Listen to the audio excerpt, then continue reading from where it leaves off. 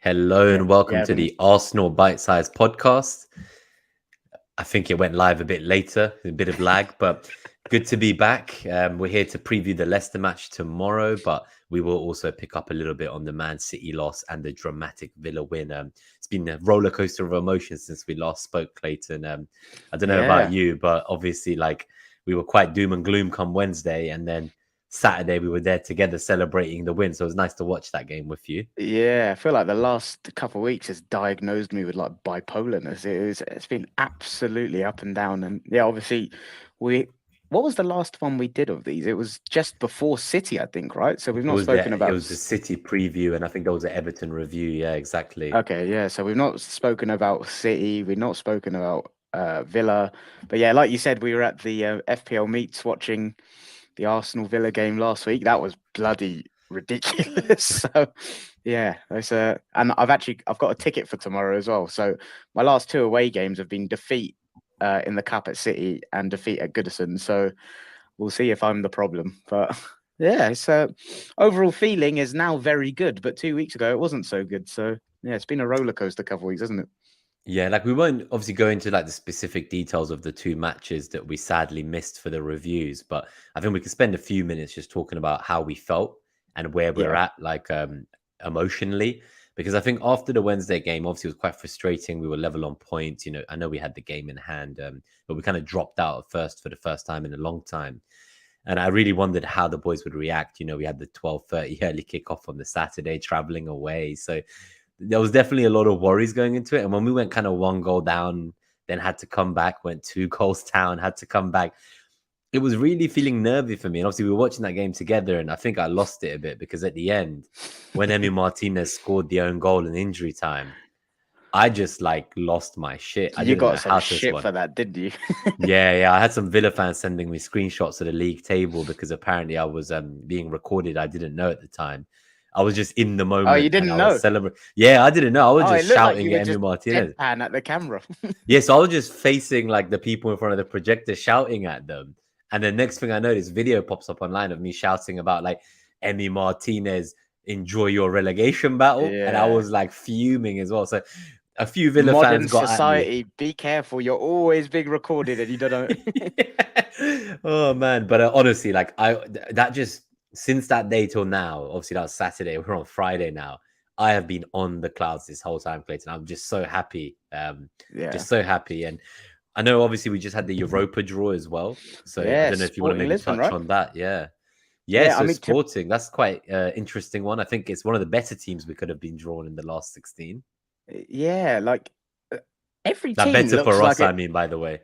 Yeah, no, but every team looks like a tough one that we could have got right, and everyone could have posed their own challenges. But yeah, I quite like that draw. I think I might be able to get a ticket and go to that, so I'll be touched on going that. That would be cool if I manage that. But yeah, I guess this is the thing. Like we won the group, so we obviously got a bye, and now we're having to play like quite a lot of the tough teams. And United obviously had to beat someone tough in Barca, and now have quite an easy one. So it is what it Yeah. is, though. I think I've been I know a lot of people are like, oh, tank the Europa, and just go for the Premier League. I personally think we have more than enough depth to manage. The way I look at cup ties over two legs, especially at like this stage of the competition, I think we have more than enough depth to rotate and manage minutes and load across like the various game states. I think they'll over 180 minutes, the game state is going to change so much. So I'm not worried. And I think with Kivior, Jorginho in now, and Ketia and Jesus will be sharing minutes by then. Trossard, I think Even Holding will. Nelson's back, right? Yeah, Holding's there as well, as you say. like Turner's there. yeah, and I think when I say Holding, like I know people are a bit skeptical about him, but I think there'll be game states where we can get away with playing him fine. So I'm not concerned. I'll be honest, I'm a bit ignorant and I don't know how good Sporting are this year, but I saw you posted a little stat about our previous meetups before this. Yeah, so I don't know how they're doing this season, but I think we've faced them 4 times historically and they failed to score against us. So, I know that kind of history between teams with different managers and different squads isn't quite a kind of barometer to use, but it definitely sounds reassuring enough, at least as a narrative to tell myself going into the tie. I do actually like that it's an away leg, the first game. just because I feel like Is that if we do confirmed need to then? Yeah. chase it, yeah, so it'll be away Okay. first and then home second leg. Yeah, so I kind of Nice. like that because Like the last thing I that. want is to travel. Like let's say it does go to the second tie, I don't want an intense tie away from home all the way in Portugal, and then like that's on a Thursday night, and then they put us on like Sunday 2 p.m. or something, and Yeah. we come back and we got to face like Liverpool away that day or something. So I think the way the fixtures sit, I'm keen that we go heavy on the first games, Agreed. and we just try to kind of run away with it so that we can change the lineup in the second game. So I say don't that think again. Arteta will flip. When is that scheduled in for then? So we've got Bournemouth at home. Yeah, I'm getting a bit confused when the dates are Yeah, and I so don't I've have it to got hand. so I have them. I think they've put them in the calendar. So we've got after the Fulham away game. So our home leg it says is 16th of March. So it's just Okay, I've before got the Palace game on Sunday the 19th. got it. So the first leg is in between Bournemouth at home and Fulham away. So on Yeah, Thursday the 9th, we play away at Sporting, and then and we then go away at to Fulham. So I think that And was then the probably following week again we play home against Sporting, home against I'm with Palace. you. Just go all out, try get the kind of I say points on the board. I mean goals on the board. Try give ourselves some buffer room so that we can bring it back at home, have a bit of leeway.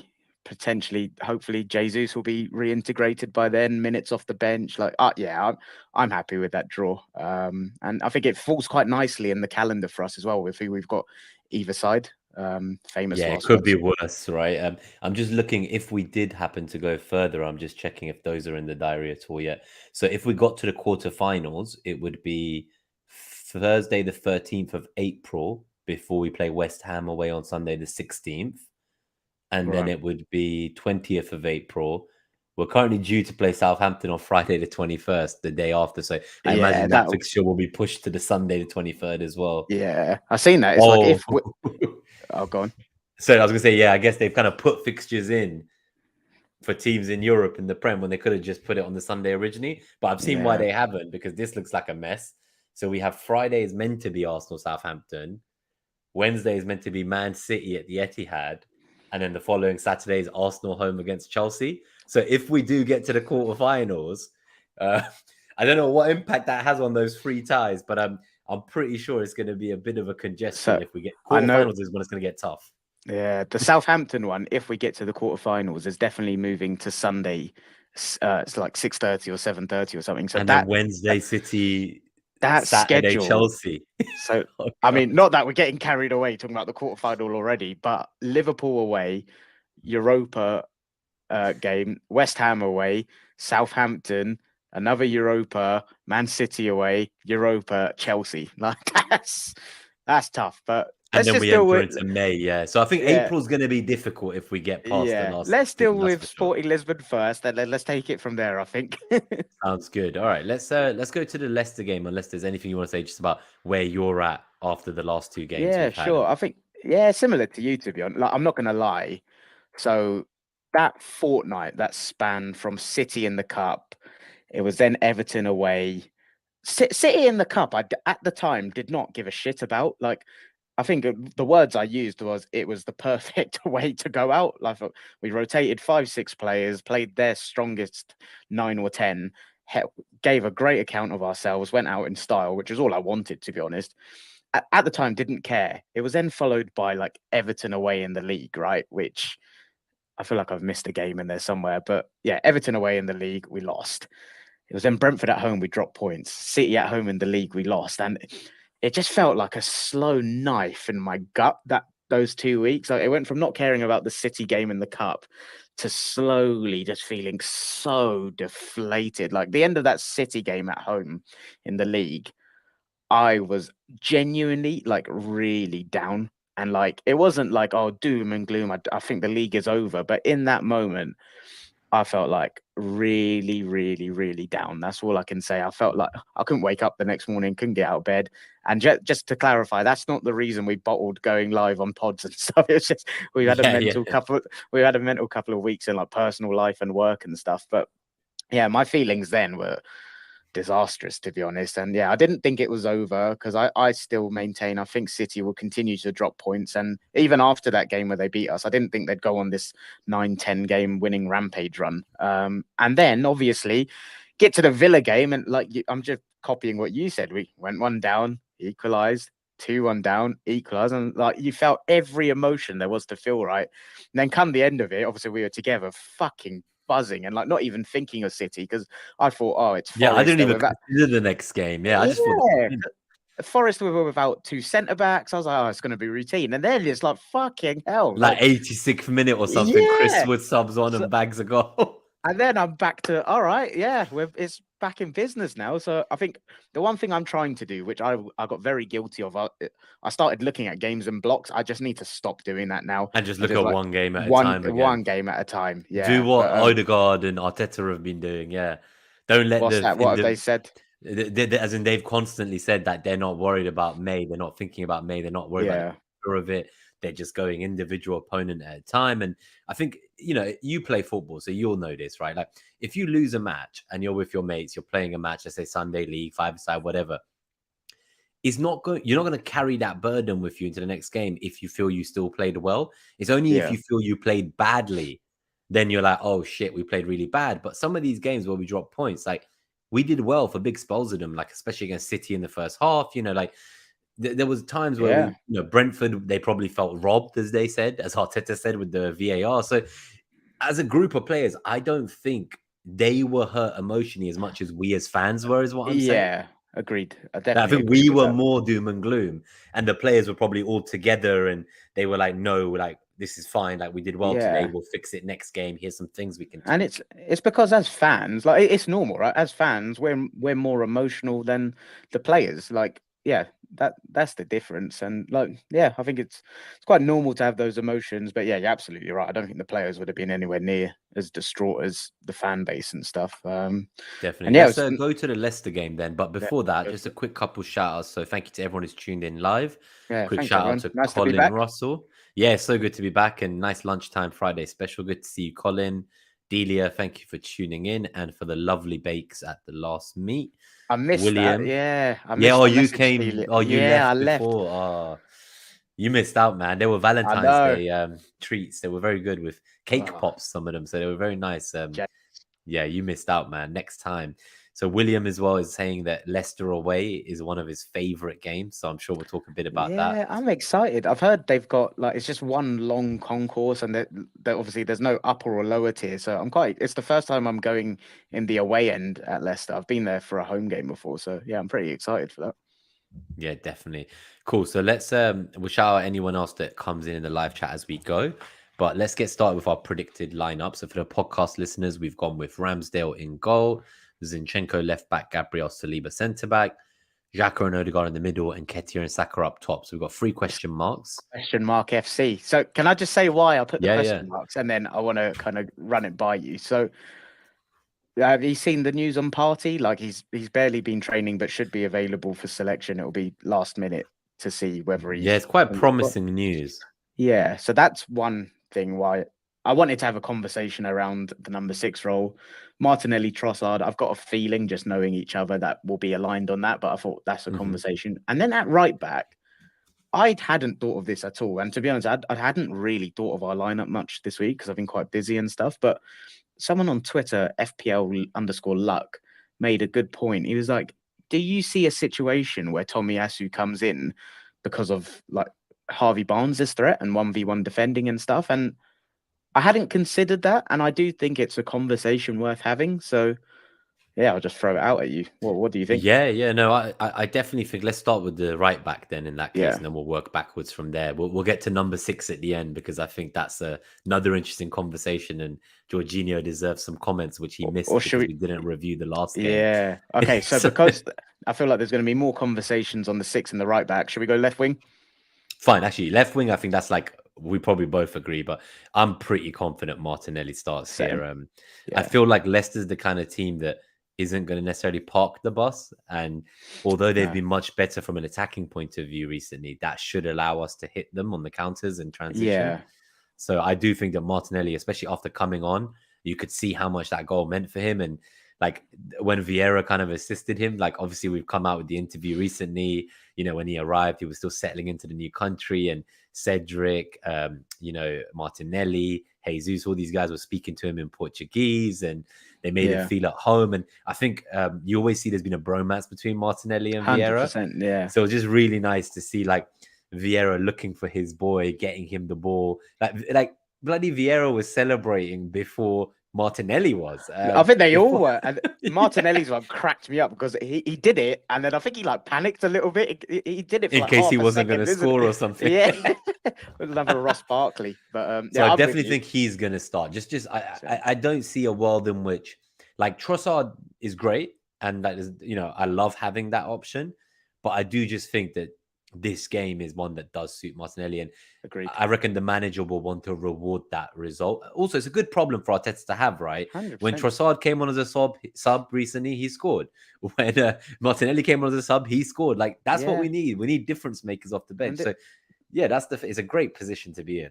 Yeah, and do you remember what I said about why I was really happy with the Trossard signing? Was for me, it's another tactic and strategy to just up the level you get out of that left wing area, no matter who's playing, because you can rotate and maximize the freshness accordingly, and therefore get a more consistent performance regardless of who's playing. So I think that's a great position to be in, and I think it's going to be a question mark most weeks, to be honest. I think it will be largely dependent on if the players are doing well and stuff. But I do think there's going to be a little bit of like, what's the opposition saying and stuff. And I agree. I think because what you said about Leicester and transitions and stuff, I feel like this game suits Martinelli to a T. I think also like we've had that week off now. So there's like a big break we've had. And I think like where last time Martinelli didn't start, like he'd been starting a lot of games, and it seemed like an opportune time to rest him. And we always said that we thought he'd start against City, but then maybe it would be the Villa game where the rotation would hit, and it did, right? So I'm still pretty confident, but maybe Arteta thinks differently. Maybe he thinks, oh, I really like what I saw from Martinelli against tired legs. Maybe I try it again. So there's no guarantee, but it's still a great position to be in, I think. In terms of, let's go to right back next, I think. Cool. So I'll repeat the question. Go on. Yeah, repeat that one. Yeah. So the guy on Twitter said, do you foresee a situation where Tomiyasu comes into the starting 11 against Leicester because of the threat of Harvey Barnes and Tommy being like a specialist 1v1 defender? It's a great question. I've put in my predicted lineups into our predictors league that we have. I need to do that. Yeah. Yeah. So I think we have till 3 p.m. maybe, but I've gone for Ben White. Cool. Yeah. I see the logic in the Tomiyasu thing, but again, I just feel like a week off. When Ben White subbed on in the game Tommy started, you could tell was ferocious, isn't it? Yeah. He was nice like, "No, man, I want my spot back." Yeah, trust. Yeah, that was nice to see, and I thought he did well against Villa. Yeah, I was gonna say, and against Villa, I felt like he was like very attacking. Actually, like he was slightly at fault for their. Was it their second goal where like he got caught a bit square on and the ball was played in behind him? But that's like, I think it was quite unlucky to get penalized for that in the like from that area where he got beat, for that to then lead to a goal, because like Xhaka then miskicked the ball, right? So yeah, there's like a few series of incidents. Yeah, like if that didn't end up in the back of the net, I don't think anyone's going to remember that little incident. Yeah, no, I agree. I tend to be pretty confident and bullish on Ben White starting. I just think that he's like, I don't think Arteta sees him as a centre back anymore. I think he's our first choice right back going forward. So I agree. I'm pretty confident of that. I'm not as confident. I think having heard that theory thrown at me, I'm going to fence it. I'm 50-50 on it. I could absolutely see the logic in it. And part of it is driven by whether Partey plays or not for me. So I look at Leicester. I think like we'll get into score predictions later on, but I think we'll have enough to beat Leicester. But the way I'm looking at Partey's reintegration and why I think this affects who plays at right back is I look at Leicester and I think they're a team that are largely transition dependent, right?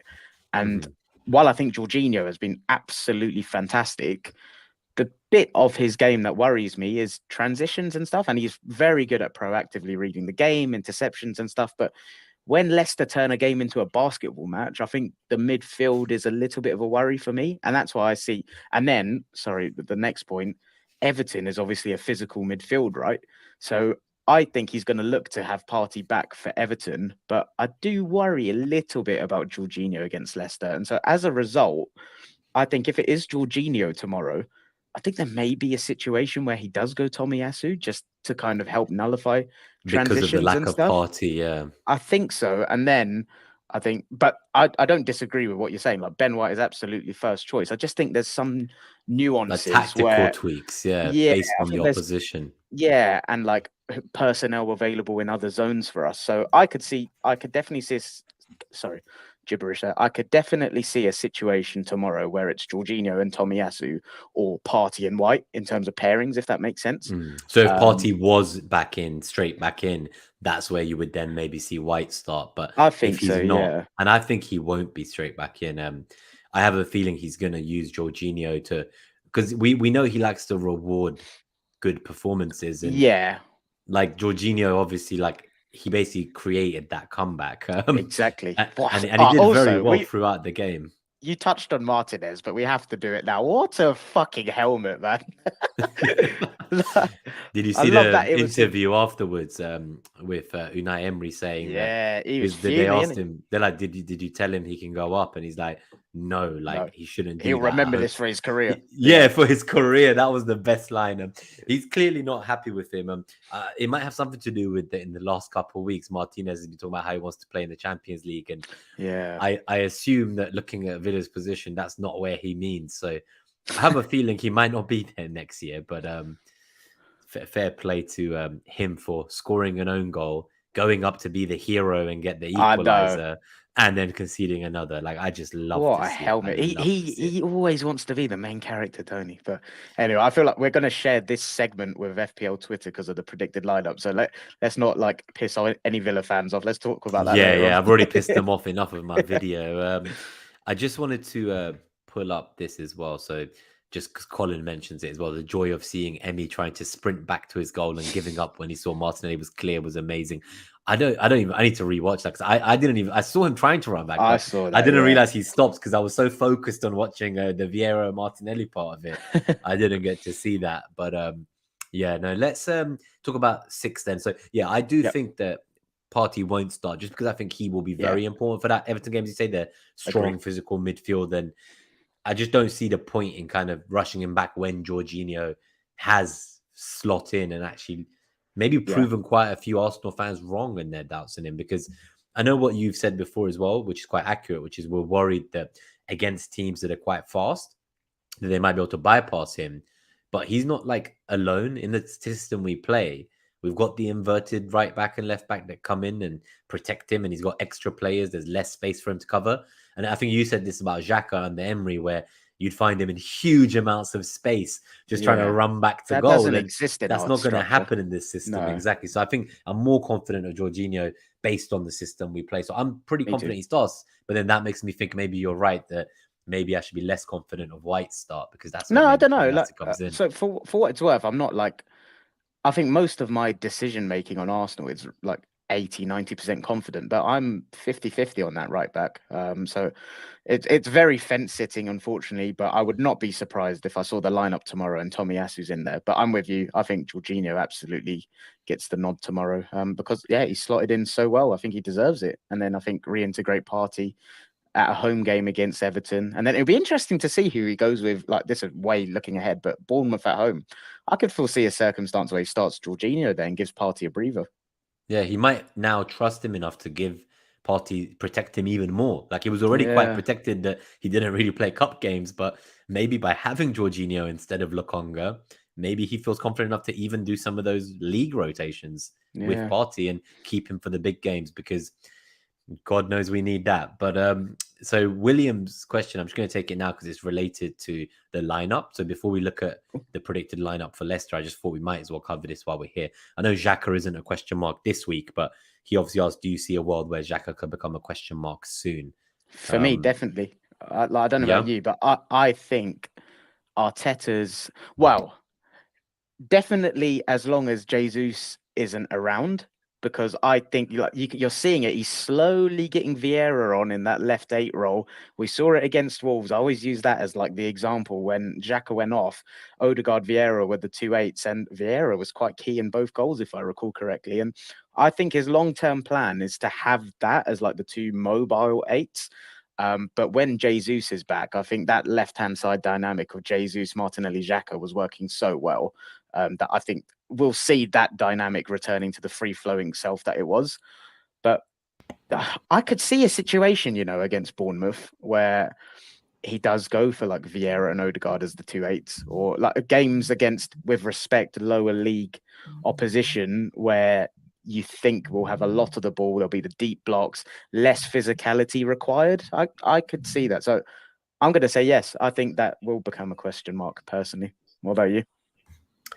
Yeah, so I agree. I do think it's against very specific opposition, but I also feel that Vieira, like we obviously saw something in him. We paid nearly 30 mil. No one knew the signing was happening. I think it's taken him a bit of time to settle in the country, but after the recent interview, it sounds like he says he's fully acclimatized now. So yeah, I do think we're going to start to see the best of him. And he seems to be best when he's further up the pitch as well. So although he'd be playing in this kind of left role in midfield, he could get into the positions Xhaka was getting into at the start of the year from this left 8 role.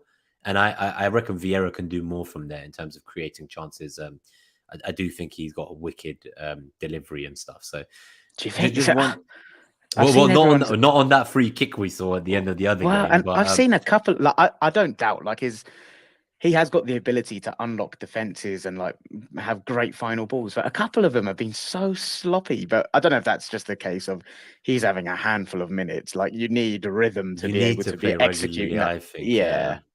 Because if you look at him, like he generally from a minutes perspective, like considering he barely starts games, he has been returning. And like I had a look at, like, obviously it's unfair on Anthony because he scored the winner for United yesterday. But Anthony has like, I think it's 1,000 minutes in the league, and he has 3 goal contributions. Shit, man. But like he has 3 goal contributions, right? And Vieira has like 250 minutes in the league, and he has the same number of goal contributions. I've seen Clive from Arsenal Vision tweeted, like, I think it was his son that said this. He could be our Bruno in terms of like end product machine and goals and assists output. And I can see that, especially if he gets consistent minutes where he gets in that rhythm of like getting all the bad balls out of the way and then executing the final one. Yeah, because if you look at like Bruno, he loses possession a lot, which is what we're basically saying of Vieira.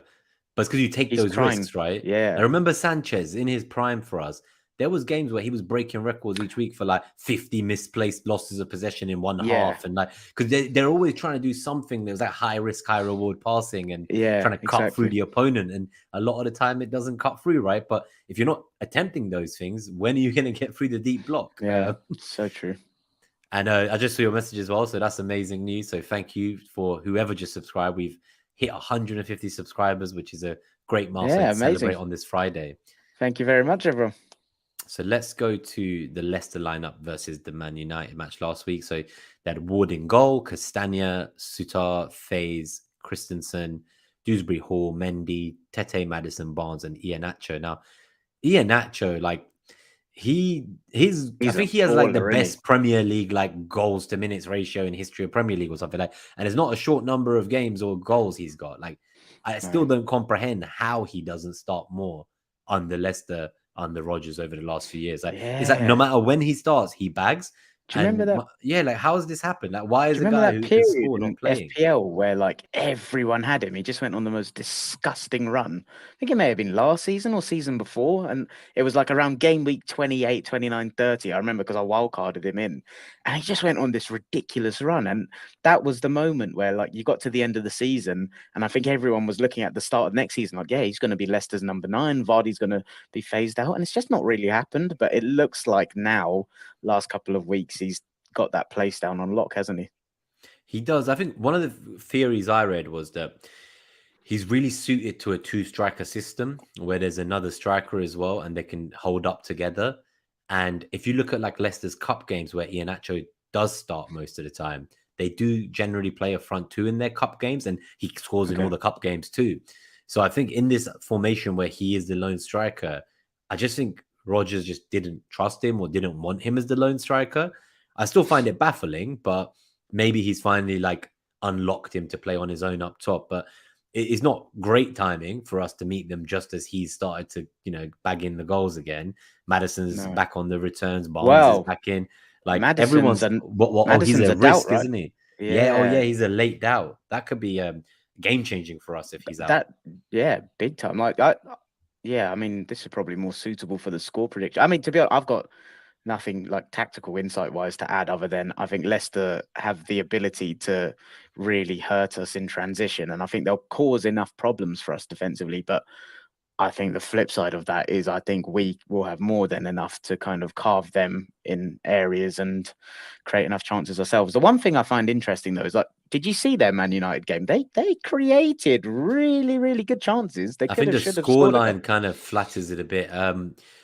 They like in the first half at least, or at least for like 20, 30 minutes, it just felt like they were dominating. Like, Yeah, I don't understand why they didn't like take their chances, because they looked like they were going to run away with the game. So the way it flipped on its head, I think it's I do have to praise Ten Hag in this as much as it hurts me, but I do think his in-game management and the it is substitutions he brilliant. Yeah. makes, they are always great. Like, I think he's had the most goal contributions from subs this season in England. So like every that does time he not makes a surprise me. sub, it changes the game tactically for him. I'm just gonna say it's because he gets his starting 11 wrong. Yeah, let's go with that. Let's go with that. Tete is just worth talking about because obviously he's come Yeah. straight in. I don't think many of us knew much about him. I believe he's an academy boy, and like Oh, he just broke his way in, and he's Nice. actually very good. So William mentions that Tete versus Zinchenko could be a problem. He was impressed by Tete against United. Yeah, I think generally we find a lot of our chances get conceded down the left back, but it's like a choice anyway. Yeah. So the question is like, I think do Leicester have enough? Like, can I just say to that yeah. point, look at Gabriel and how he covers, right? Like that thing, that defending against Bailey last week, where obviously Zinchenko did get caught out.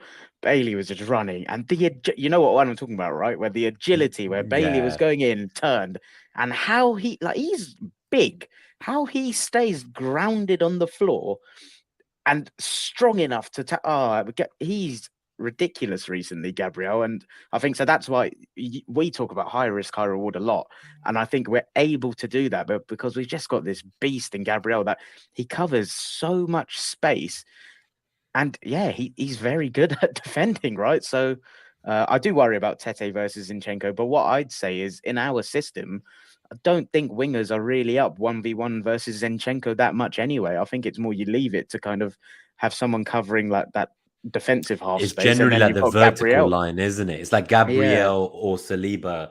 They're basically running half the pitch vertically. So they're like, if they're going to ping a high ball in, we're relying on these two centre backs to basically do nearly all of the defensive work on their own. So it's actually quite crazy when you think.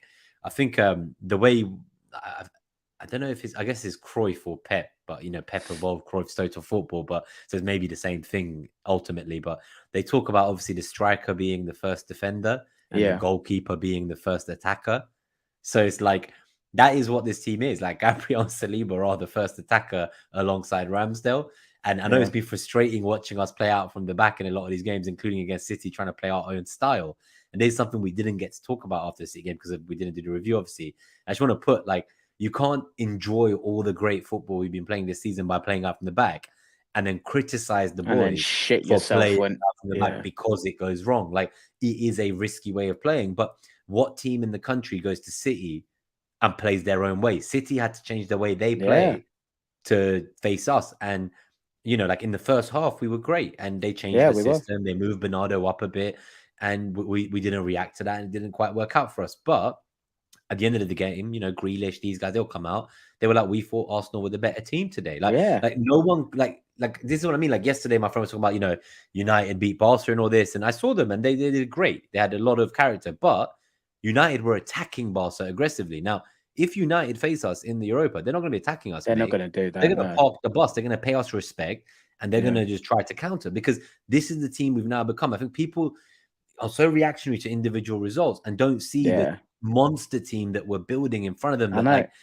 like it is a high risk, high reward team. But if City is changing the way they play against you, this is like a huge respect. Yeah. Like, I know we didn't get the points, but I think we should just take pride in that. And we should. And it was Arteta said after the City game. He said, "I have more belief that we can do this title race now after witnessing us going head to head against them than I Yeah. did before we lost." And So I like, I know think that's just something to keep in mind. yeah, well said. And I know possession isn't the be all and end all, but against a team like City, I do think you can take a lot of information out of possession stats. And that's the lowest possession that City have had in a league game under Pep. Like It's over that 10 that is years, yeah. yeah, that is it? Wow. 36% possession since I think the lowest since like 2013. Wow. I didn't realize it was that long, but like I know it didn't account to anything, and if you're being results based with your analysis, sure, like it's pointless, but there is information to be had from that, and it is how respected as a team we are. Like we're very bloody good, and yeah, let's one game at a time. Let's hope we Yeah, show I just want to something put some for it. positive raise there because Yeah, I just don't 100%. I don't No, like that's how because I've seen like some of the older generation of fans in the stadium when I've been there and we're playing out from the back and they're they're like, like "Oh kick it no." out. And Yeah, they're yeah, like boot it, and I'm like, I That's know. just not how we play." Like City No, weren't doing that when they were winning leagues. Liverpool when they just played their way. That was it. Like I yeah. get it doesn't sometimes work out, but like I have faith in these guys to learn Yeah, from it and keep it's getting better and yielded us better. the results to get where we are. Like, don't can it now. Like, don't get me wrong. I think there are individual circumstances in a game where maybe going a bit long to Saka or Martinelli is the better decision. But 98% of the time, we we don't do this for the sake of it. I feel like some of the fans in the stadium think we're just doing it to look pretty. Like it is to have superiority, break through a first line, and then you've got That's what advantages I all mean. over the pitch. It's our first It's attackers, right? They are our yeah, first attackers. We're it's basically a attacking them tactic. from our box. Yeah, like I don't get the it's nervy to watch, sure, but how often does it go wrong, really? I'd love to look at that statistically. I reckon it's a low percentage that it And if actually you look goes at the other badly teams who wrong. play like this, it happens to them all the time. I see Yeah. Edison concede all the time from playing out from the back. Allison against Real Yeah, Madrid Allison. midweek, like, but we're one of the best at doing it. So yeah, well said on that. Yeah, I'm just so happy with the way. So let's see what we think about the scoreline then. So this is going to be a tough one. So I've flopped recently because Oh, because you went for the draw, didn't you? So for I the went for first a time draw at ever, Villa. yeah, for the first time, I'm on 74% correct outcome, and you're on 70% for the podcast listeners. Yeah, so I predicted draws against Man United away and Villa away. We've still not predicted a loss this I'm trying to season. think what game I predicted a draw. It was probably the It was Man United game as United. well. It was, Yeah. yeah. So correct actual score lines. You've got 4. I've got 3. Goals for predicted. You're doing well. You've predicted 52. We've scored 51. Conceded. I feel like we're a bit We biased. are way off that, yeah. Yeah, you thought we'd concede 10 goals all season so far. When you say it out loud like that, it's a bit mad, isn't it? It is. I think I have to like pick a random game and just say we're gonna win this We're game going to concede 5-4. 5-4. And then Yeah. just to try and bring my numbers up a bit. So I get the outcome right, but the score wrong, and then it looks a bit less bad. But I'm gonna have to game the system somehow. I'm gonna go with I'm not that confident of a clean sheet in this game. I think the Everton home game, I believe, is more likely for a clean sheet. So I'm Me going to too. go with. I expect us to score a lot on these guys. So I'm going for 3-1. Okay. Nice. Interesting. So I'm similar. So if we didn't have Everton midweek, I was going to go for like a real high scoring thriller, but I think unfortunately Leicester will probably score. I think they'll create chances. I think defensively we're not at our absolute robust selves at the minute. But I do think we'll create quite a few good, clear opportunities. And I think Nketiah, for like a bit of a tangent, for FPL, I'm actually going to captain Saka, but I think Nketiah's got a haul in him this double game week, you know. So my score prediction is also 3-1. But Nice. if we didn't ever get, and it's more just, I think it will be quite tight for a while, but then I think we'll just click into gear and get the goals. And I think if we're 2-3-1 up 75th minute, I don't think we're going to go for broke like 4-5. I think we're just going to kind of maintain it. 200,000 passes, kill the tempo, conserve Bring on some energy, subs. Yeah. and then go again Wednesday against Everton. So yeah, 2-3-1s for us then. Was Nice. anyone in the chat? Yeah, let us know your score. Yeah, let us know predictions in the your chat. score predictions, guys. And while you do that, I'm just going to take another comment or question from William. as we wrap up to get out of here, but do let us know your score predictions. We'll read them out. So William says he feels the Leicester game suits us in that sense, that they aren't going to change the way they play to counter us. Like, they will try to go toe to toe. They've done it against teams like Spurs as well. And like, have you ever seen Leicester park the bus successfully? Is that like a tactic you've ever seen them pull out of the bag? I don't think I have. Not really. Yeah, I don't think I have. So they definitely will try to go toe to toe, and this should be quite a thrilling game. I think, like, for a neutral, this would be an entertaining match, I think. Yeah. So could you put the question up on the screen? Oh, let me put it on the screen. I'm struggling. So while I don't think they'll park the bus, I think they'll narrow down their gung-ho-ness. Like, I think they'll shrink that down a little bit. So I don't think they'll just fully go for it, but I also don't think they'll park the bus. I think they'll just be a bit sensible in certain situations where, I don't think every time they get the ball, they're going to go 100 miles an hour at us. So I think they'll just be a bit smart about that. But yeah, it's a good point. Like, they kind of have their DNA that they stick to, and I think they'll just tweak how much they go with that throughout the game. I think so. All right, let's get out of here. So thank you to everyone for tuning in live. Hopefully it's another win for the Arsenal, and congrats on the 150 milestone subs. Couldn't have done it without you guys. So appreciate that. Thanks a lot, everyone. It's been crazy, really. I think obviously when we started this, it was just a hobby to kind of chat in detail about Arsenal. And it's quite nice that we've got like a mini community here that are tuning in, and we all share our thoughts together. So on to tomorrow. Hopefully it's not another away defeat that I'm at, because if it is, I think I may have to take one for the team and stop going. It sounds like you might be the jinx if we lose a third one. So please, let's win. I was at Wolves away before Christmas. I'm trying to remember that, but it's hard to remember that when the last two have been so bad. But on to tomorrow. It's nice 3 p.m. kickoff. Let's get the job done. On to Wednesday and take it from there. Yeah, and come on, you Gunners. We're going to get our revenge against Everton, hopefully, and hope so. Up the arse, as they say. Up the Arsenal. Come on. Yeah, thank you, guys. We'll see you next time. Thanks, everyone.